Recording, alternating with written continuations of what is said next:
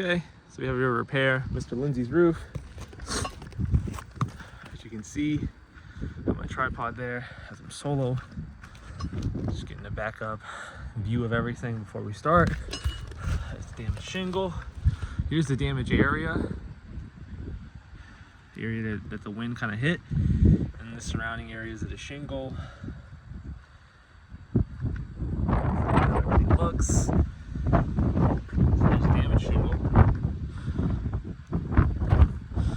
So, get you set up now. It's a little windy, but I'm gonna try to periodically just check in on my phone.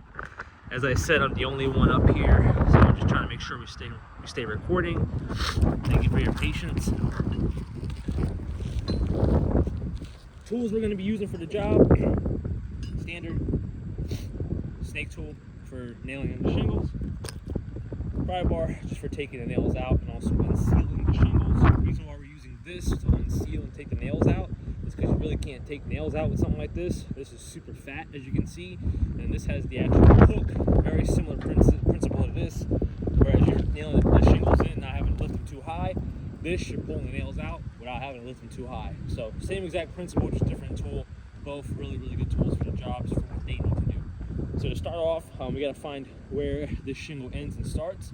Usually I go right to left. So with this damaged shingle here that we already had, I'm going to go ahead and go to the right with this top shingle here to see if that's where the seam is for this 3-tab. If it's not, then we'll go left, and then we'll go left again.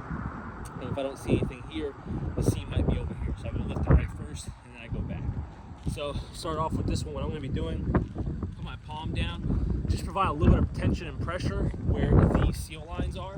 My fingertips are never down on the same shingle that I'm working on, always above it or just raised up high. And I'll go in with that sharp side of my tool, and I'll cut away at that sealant until it's fully unsealed. I'll check underneath for any debris or any type of material transfer, bondage, rips, anything like that. Don't feel anything is nice and smooth. I check underneath here. I can actually see the seam of where this shingle ends. So to me, with a 3-tab, it's 3 individual tabs.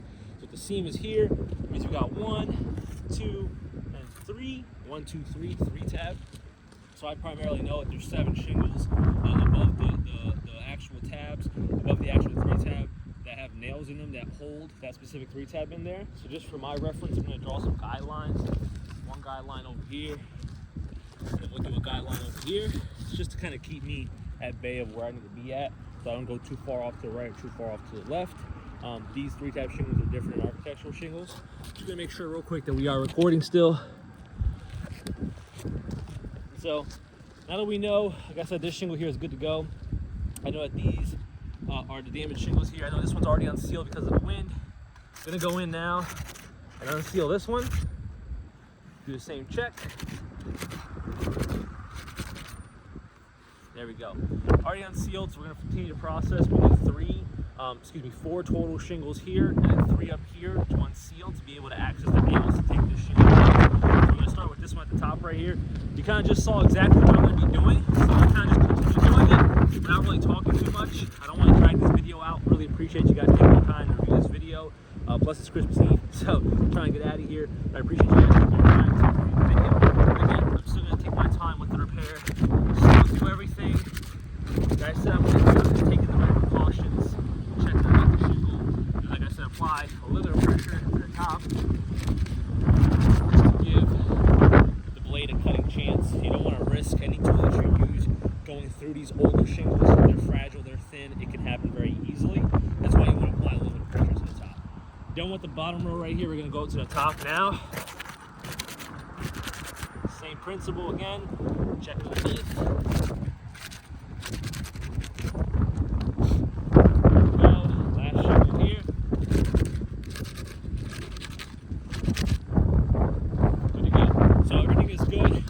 Now is I'm going to check underneath using my thumb.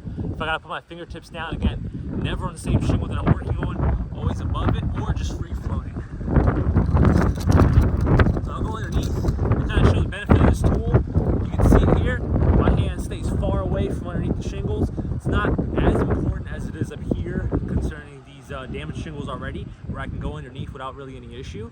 When I get up here and I got to take the nails out of these top shingles, I need to get underneath of the shingle. And this tool allows me to have a distance where I don't need to do that.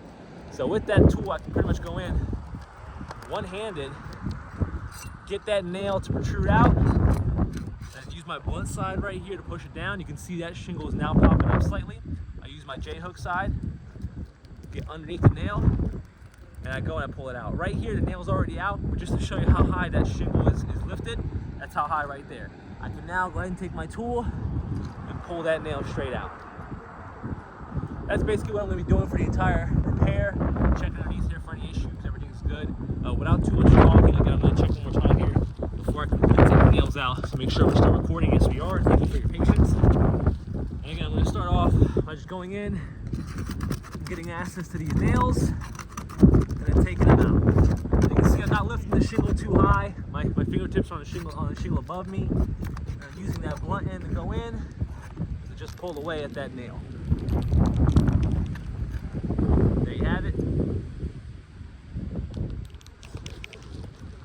Hold on 1 second.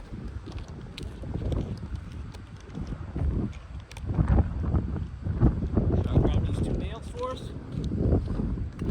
So now we're good.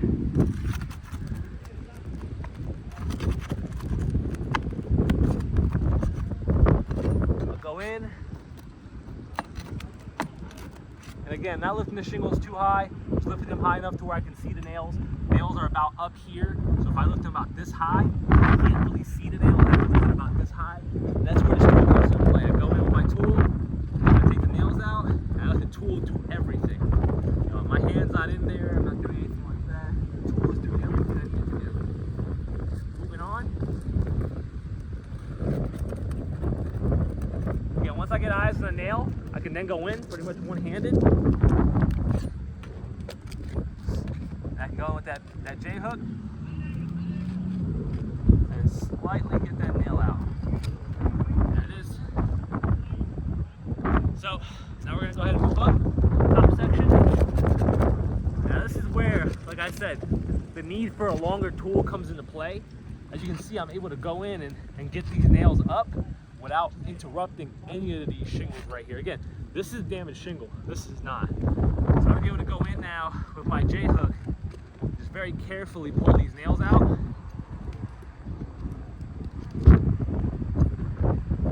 Good. Got 2 more shingles. We'll have the nails out. As I go in, like I said, with that blunt side, just to get that nail to pop up. Once the nail head pops up, I can just scoop it. But again, I need to have that, and get that nail head to pop up slightly, and go in there and just scoop it on out. Might be doing this fast, but again, it's efficient. Using the tools that I have makes the job a lot easier to do, and most importantly, to get done.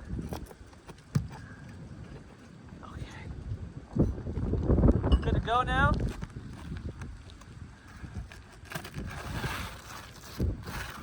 And there you have it. Damaged shingle, rest of the areas. Purpose of the video for the repair, we're not going to put any different colors on here. We're just going to pop this back in here. Again, we're here to check the repairability of the roof. I'll slide it back in there. Nice and smooth. It fits perfectly. I'll kind of adjust it a little bit as I see fit. Still maintain the same principles. Being careful of the original shingles and not lifting too high or anything like that. That's not what's happening. Good to go. Fits perfectly. So far we're good.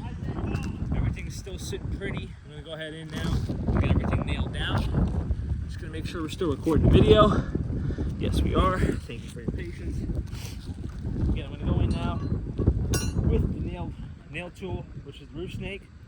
I'm going to go ahead and get these nails in here. As you can see, nail slides right into the tool. Get my hammer set up now.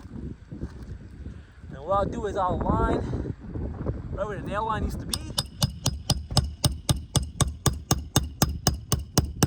Complete the initial nail, pull it out, and I have to go back in now with the butt end. The bottom end, and finish the nail.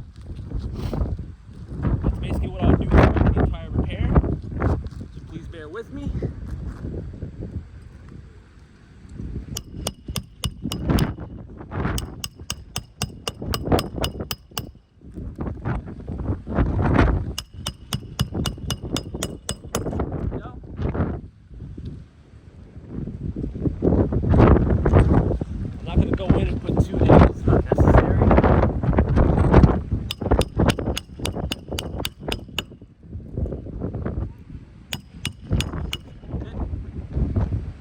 One on this row.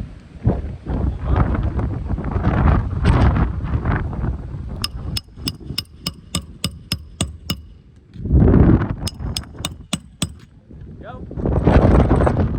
Moving up the row now.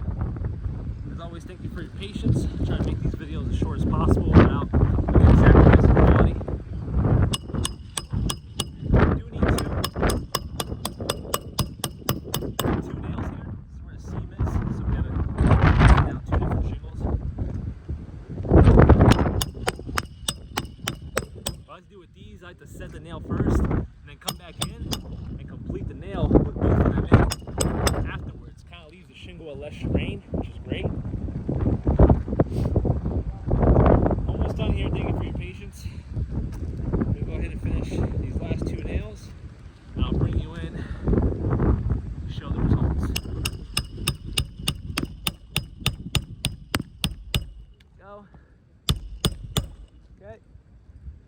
Last nail.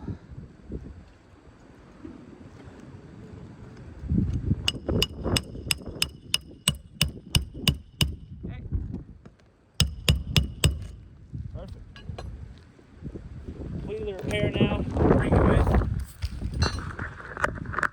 Show you how everything's looking. Thank you for your patience as always. So I'm going to back up first and foremost to show you what's going on. So again, this is the damaged shingle. These are the ones that we had to lift up to repair. I'm going to grab out my green chalk. I'm just going to show you anything on the shingle. So you can see here right to left, we can already see what's going on. Left hand side, pretty obvious with the creasing and the ripping. Same thing with the middle one. Pretty obvious as well. Next door to that one, you can see it's more severe on the left hand side right here. Next door to that one, you can see there's not much on the left hand side, but the right hand side's got creases and rips. That's the edge of this shingle here.